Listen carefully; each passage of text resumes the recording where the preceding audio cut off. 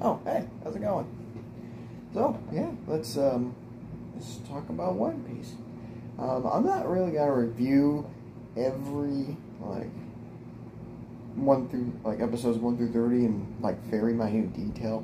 Not that good at it yet, but I'm just gonna do a brief summary. But and yeah, talk about the characters just a little bit. So we got our main cast. We got Luffy, Zoro, Nami, and Usopp. Oh, and Sanji. Yeah.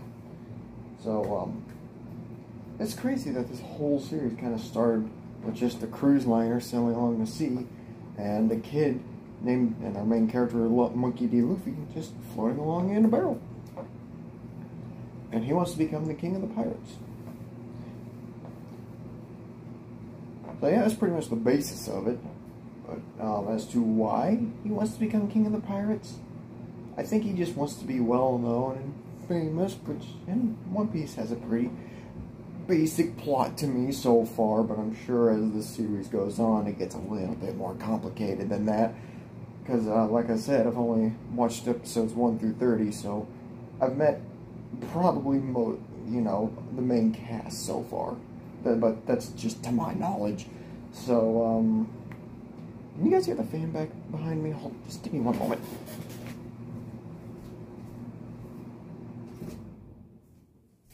Sorry about that. Yes, I'm still in my pajamas. It's still a little early in the morning for me because I just felt like talking about it.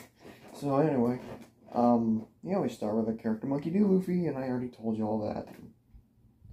And him as a character, he's charismatic. He's kind of goofy. He's not very bright, but he does have battle smarts.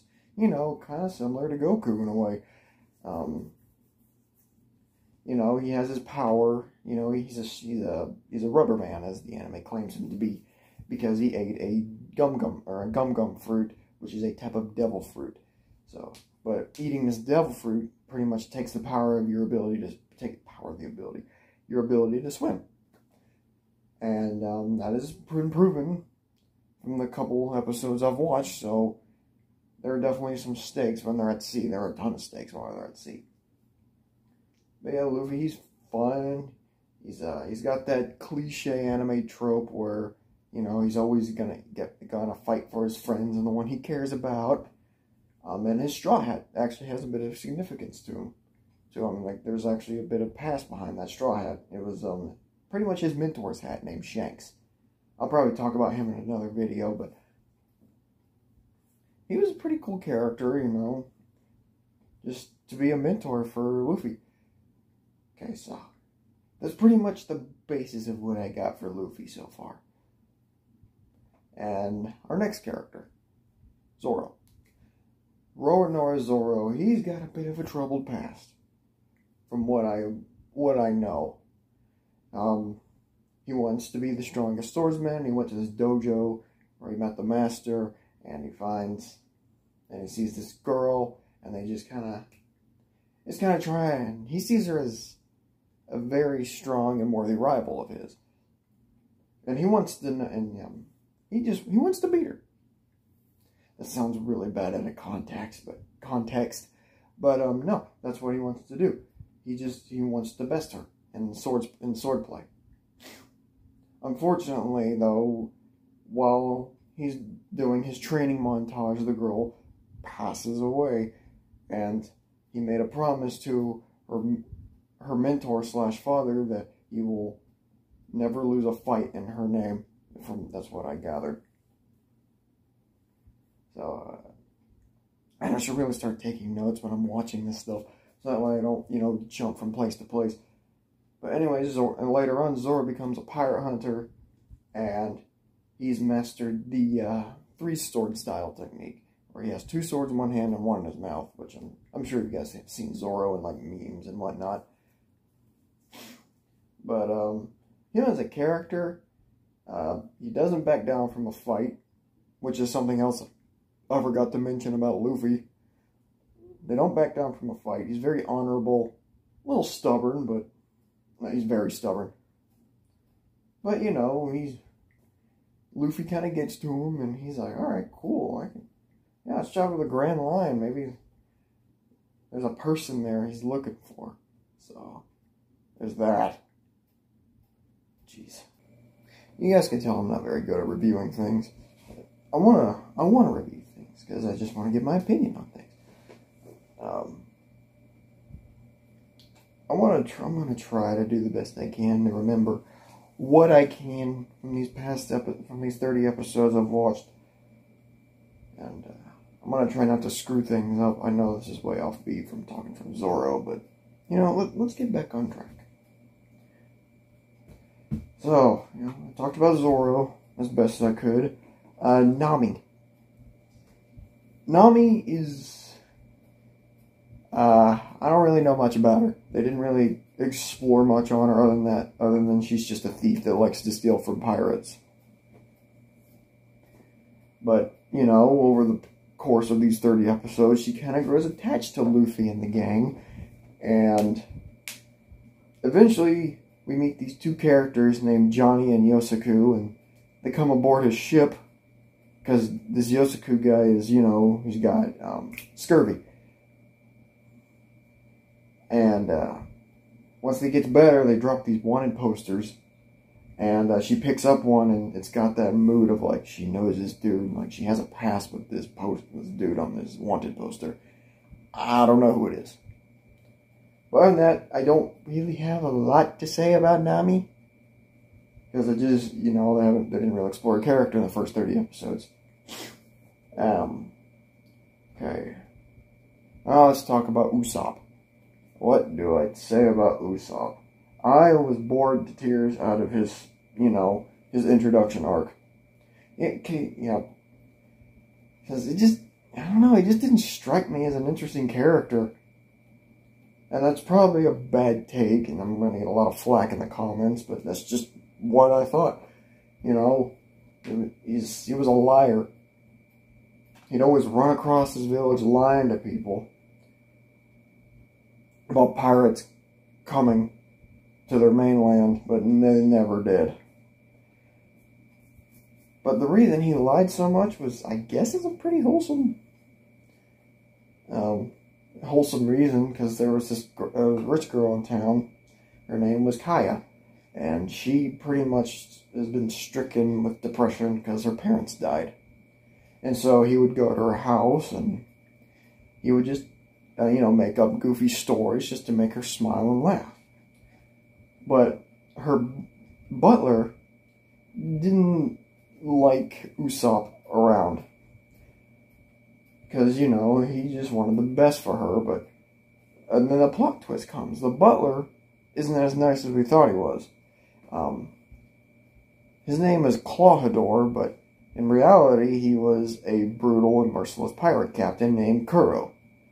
And he has been with, you know, faking to be this girl's butler for 3 years just so he can kill her and take her goods. That was very unexpected, so that's when the Usopp arc kind of picked up for me, because I was not expecting the titular butler to turn like that, so it was very interesting. So when Usopp finds out about this, Clawhador doesn't really care, or Kuro, because he's like, hey, I ain't gonna believe him, he lies all the time, and when he's telling the truth, nobody believes him, and he's shocked. I'm like, Usopp, you can't be that dumb. You've been lying the whole time. Why would they believe you now, since you're telling the truth? It's just, you know, Usopp was kind of dumb. But, eventually, you know, they saved Kaya, and they beat Clawhador, thanks to Luffy, Nami, and Zoro. So that's cool. Other than that, alright. Now we move on to Sanji. He had a pretty interesting character development. I didn't mind his arc at all. I thought I was going to be bored to tears with the whole restaurant scene. But no, I actually didn't mind Sanji's story all that much. So the gang comes to this restaurant because they need to find a chef and get some food, and then we meet Sanji.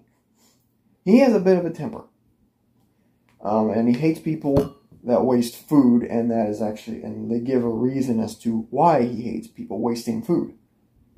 It's because he and the captain of this restaurant ship called the Baratier, see, how do I start this? Sanji was a kid on this ship, on this other restaurant ship, and as he's scraping off the plates, and he's seeing that the chefs are eating the leftovers from the guests, and he's like, "That's gross. Why would you do that? Just let me throw it away." And the chef's like, "What? No, you can't. We're on the high seas. You got to eat what you can. It's life or death out here." So as they're talking to the kid, they mention the Grand Blue, which is, you know, a culinary's dream where fish from each sea in the series gathers in one place. And it's Sanji's dream to become pretty much the best chef and cook there. But while they're talking, the restaurant gets raided by pirates. By a very infamous pirate named Redfoot Zeff. Not Seth, Zeff. You know, Zeff. Because in the anime I thought it was Seth. But, you know, he's taking all their goods, he's taking their treasure, and Sanji's like, "Hey, what are you doing? Let's fight." And they're like, "Sanji, shut up. You're causing a ruckus." And then Seth just kicks him into the wall, but Sanji comes back. He's like, "No, I ain't gonna die until you guys leave or I see the Grand Blue." So Seth kicks him again. And there's a storm approaching, and this wave comes overboard and washes, and Sanji gets washed away. And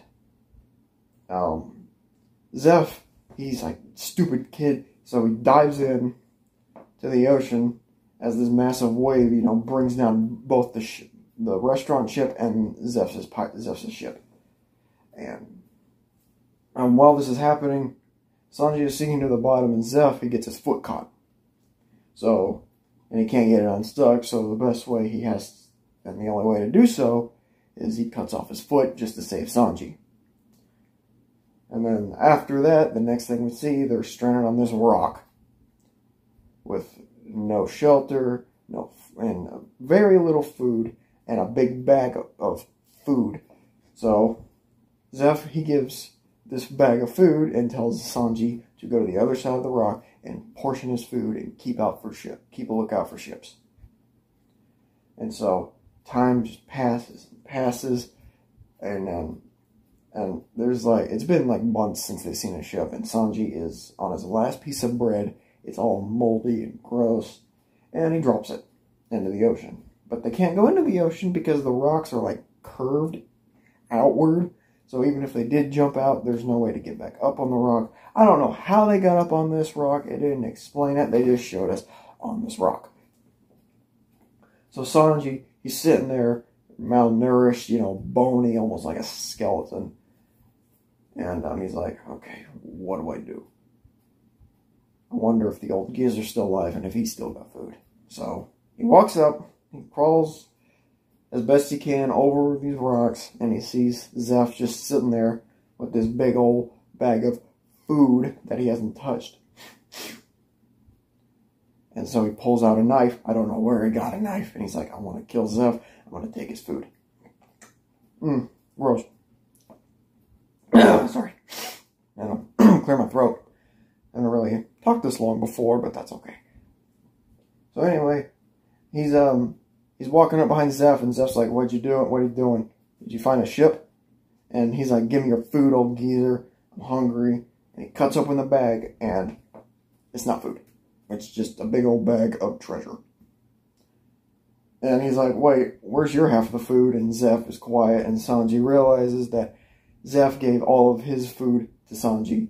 And they're sitting there, they're both malnourished, they're starving. And so, they're pretty much just having this moment of like, okay, we both need to, you know, just stay strong until a ship comes along. And eventually one does come along, and they're like, "Okay, we're going to do this. We're going to make a restaurant, and if they can pay, they'll pay. But if not, and they're starving, we'll fix them a meal." we'll fix him the best meal ever. We'll take care of him. And that's why Sanji doesn't like people wasting food. It's because he knows what it's like to not have any. As well as Seth. As well as Zeph. I keep wanting to call him Seth, I'm sorry. So yeah, that's pretty much my review of the characters. I know it's not that great of a review. And oh my, I've been talking for 15, almost 16 minutes already. Holy crap.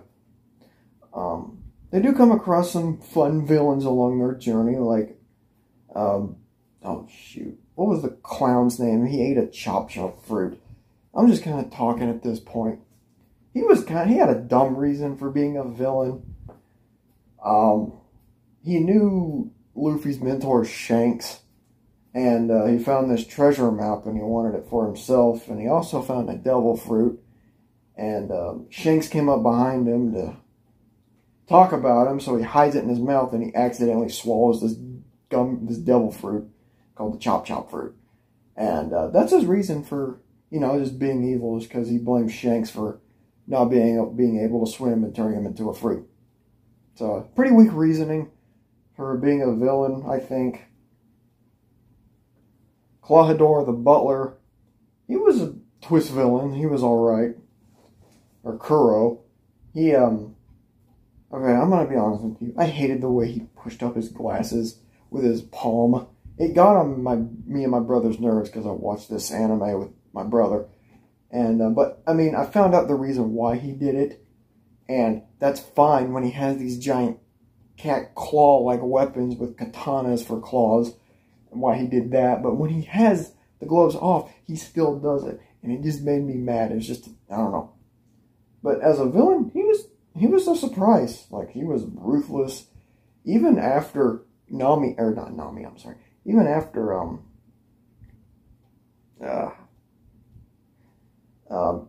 Kairi found out about his lies, she's like, just take my money, dude. Go away. I don't care. And he's like, no, I want to take your money and your life. So, that was pretty ruthless. And, he had some fun moments with his fight with Luffy, and I'm getting a call. I don't know who that is. Yeah, sorry about that. And he had some fun moments with Luffy, and sorry, when I got that call, the video canceled. That's annoying. And so Luffy and the gang, they beat Kuro, and Kairi's safe. And after that, she gives him a boat, which I know I skipped over, and I'm skipping over a lot of stuff.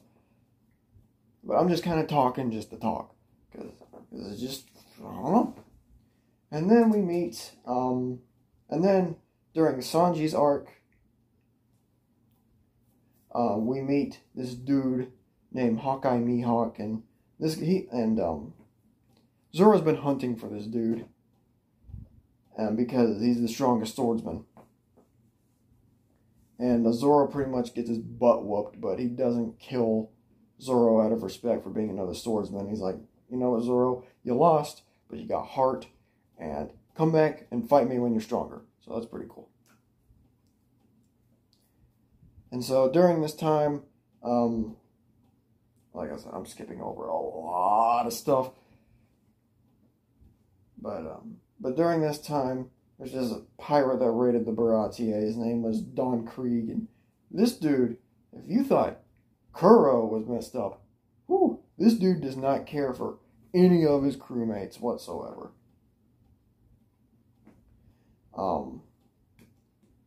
Yeah, he's heartless, he's ruthless, he's got a barrage of weapons just equipped all around him.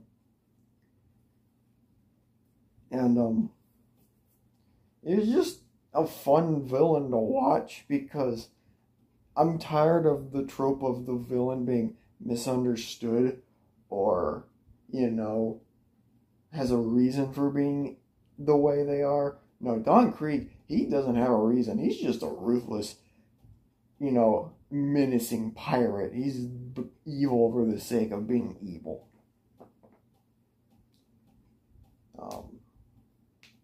So anyway, Luffy, he fights him, and, they beat him, and during this time, while Don and Luffy are fighting, Nami has taken the ship and abandoned everybody else.